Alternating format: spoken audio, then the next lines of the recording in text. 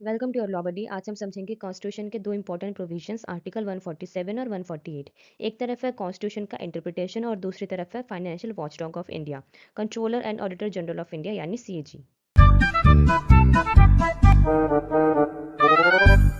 Article 147 कहता है कि एक क्लैरिफिकेशन देता है ये कि जब भी कॉन्स्टिट्यूशन में कहा जाता है substantial question of law as to interpretation of this constitution, तो इसका मतलब सिर्फ कॉन्स्टिट्यूशन तक लिमिटेड नहीं होता।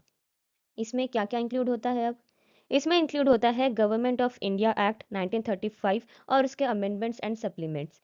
इसी के साथ ऑर्डर्स इन काउंसिल या उसके अंडर बनाए गए ऑर्डर्स, और इंडियन इंडिपेंडेंस एक्ट ऑफ 1947 और उसके अंडर बनाए गए ऑर्डर्स। मतलब अगर कोर्ट में कोई सब्सटैंशियल क्वेश्चन उठता है रिलेटेड टू इन डॉक्यूमेंट्स, तो वो भी कॉन्स्टिट्यूशन के इंटरप्रिटेशन के स्कोप में आएगा। Article 148 talks about controller and auditor general of India. इसमें क्लॉज 1 कहता है कि सीएजी को प्रेसिडेंट अपॉइंट करते हैं वारंट के through. Removal process supreme court के जज की तरह ही है, मतलब हाई सिक्योरिटी ऑफ टेन्योर। ठीक है। Then we have clause 2। ये कहता है कि ऑफिस ज्वाइन करने से पहले सीएजी प्रेसिडेंट या उसके अपॉइंटेड अथॉरिटी के सामने ओथ या अफर्मेशन लेते हैं, which is according to third schedule format. ठीक है।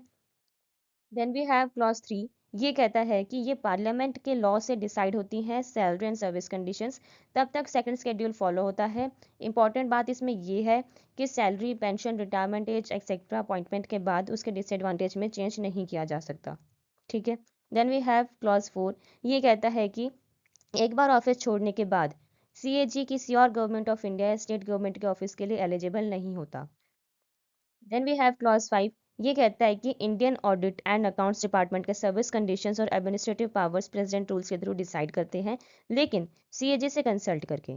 Then we have clause 6। ये कहता है कि सीएजी ऑफिस के सारे administrative expenses including salaries, allowances and pensions consolidated fund of India से डायरेक्टली पे होते हैं।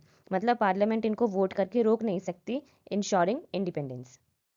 So this was all about Article 147 and 148 of Indian Constitution. If you found this video useful, do not forget to like, share and subscribe your Law Buddy for more such legal content. Thank you.